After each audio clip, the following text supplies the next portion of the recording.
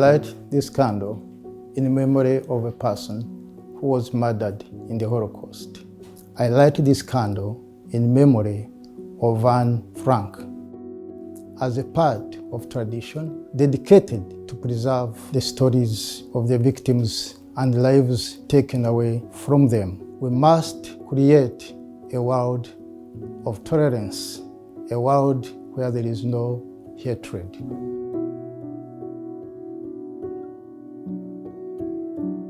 Today I am lighting the candle for our 6 million organization, a personal candle to remember the victims of the Holocaust whose lives were taken from them. Amos Steinberg was born in Prague on June 26, 1938. When he was 4, he was sent to Theresienstadt with his father Ludwig and his mother Ida. On October 1944, Amos and Ida were deported to Auschwitz and murdered in gas chamber on arrival. Ludwig survived the war and was a successful teacher in Israel. Amos' shoes with a handwritten inscription by his mother were found in Auschwitz and are part of the exhibition. Amos was never allowed to live full life. His innocent life was stolen before he could blossom. May his memory help us to protect the vulnerable and nurture future generations. We should remember and never forget the victims of the Holocaust. Enzo Zerelli was born 1905 and died 1944. He was an Italian socialist Zionist. During the Second World War, he was arrested and sent to Dachau concentration camp where he died. Today, as we remember the International Holocaust Remembrance Day, we honor not just about the victims, about those who rescued, and about those countries who opened their doors. By keeping memory alive, we uphold human dignity, we confront intolerance, we confront anti-Semitism. And as we light Enzo's candle today, we have to remember the past, because in remembering the past, it defines who we are. History defines our present, and history defines our future. Never again. היום אני מדליק נר מטעם ארגון our 6 מיליון. כחלק ממסורת המוקדשת לשימור סיפורי הקורבנות וחיים שנגנבו מהם. אני מדליק נר הזיכרון לזכרו של יצחק כצנלסון. I think that he was young, ambitious, very nice person. I hope that such a disaster will never happen again. יהי זכרו ברוך. עלינו לזכור את סיפורי הקורבנות לא רק כדי לכבד את העבר, אלא כדי לעצב עתיד הבנוי על סובלנות וכבוד הדדי. אין מקום לאנטישמיות ושנאה בעולם.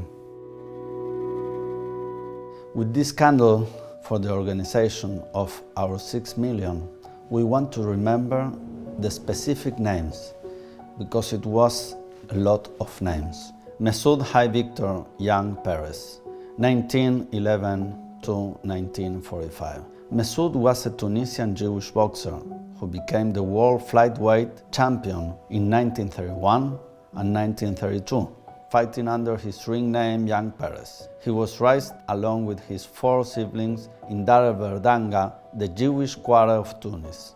He started training as a boxer at age 14, and at 17 Perez traveled to Paris to pursue his dream of becoming a world boxing champion. At the age of 20, he was the world champion in flyweight boxing. Perez was part of Heinrich Schwartz's boxing team at Auschwitz and was forced to box in showcases for the enjoyment of his Nazi captives. Perez was shot to death by a guard while attempting to distribute bread to other starving prisoners. Leilú Nishmat, para la elevación del alma y en eterno recuerdo de Mesud Hai Perez. And we are not doing this just to remember the past. We are doing this to build a better present and a better future without hatred and without anti-Semitism. Today I'm lighting a candle from the R6 Million organization to honor the life and memory of Leah Stark, one of 6 million murdered during the Holocaust. Leah Stark was not a statistic. She was a human being with a place in the world, the child of Gisela and Bernat, the younger sister of Antonia, a friend, a loved one, a person with thoughts, feelings, and a future that was taken from her simply because of who she was. And by speaking her name today, we give her back what the Holocaust tried to erase, her identity. Leah was born on September 17th in 1927 in the town of Sighet in northern Romania. Leah, her mother and her sister arrived in Auschwitz on May 21st in 1944. About 2 months later, Leah and her sister were transferred to the Christianstadt labor camp. Their mother remained in Auschwitz and was murdered there. In early 1945, Leah and her sister were forced on a death march, eventually arriving at the Bergen-Belsen concentration camp. There, Leah became severely ill and her sister Antonia died in the camp shortly before liberation. After Bergen-Belsen was liberated in April 1945, Leah was transported to a hospital in Sweden for treatment. And despite months of medical care, her body could not withstand the damage inflicted. Leah Stark died on November 5th, 1945, 6 months after liberation, only 18 years old. As we light this candle, we remember Leah and her story, not only to remember the past, but also to educate for the future, to encourage critical thinking today, and to help shape a better future based on tolerance and mutual respect.